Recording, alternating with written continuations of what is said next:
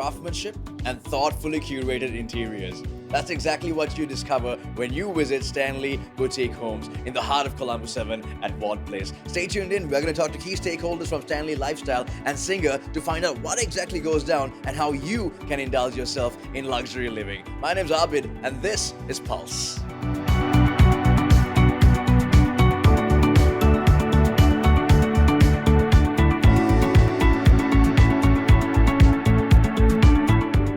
What does this new venture, this relationship between you and Stanley Lifestyle mean? What you see today with Stanley Furniture Partnership is a elevation of our offering to the premium segment. Singer is known for most of the time for consumer durables, high-end brands. But here in our furniture segment, we are putting that into another level today. Stanley Furniture in India is famous for putting out one of the best leather furniture, plus many more solutions to your home. So Singer is also on a strive to give the full solutions from consumer durables, white goods and to the furniture as well.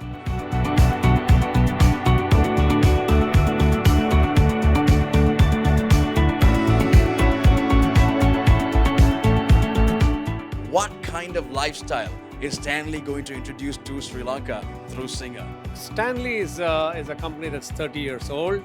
We have been mastering the art of making fine furniture.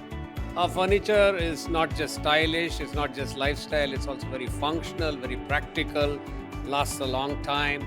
It's made very sustainably, it's all handcrafted. We have the 3 facilities in Bangalore in India. We have about 1,500 craftsmen working there. We have about 75 stores all across the country. This is one of the first stores overseas, but we're planning to go now to other countries too.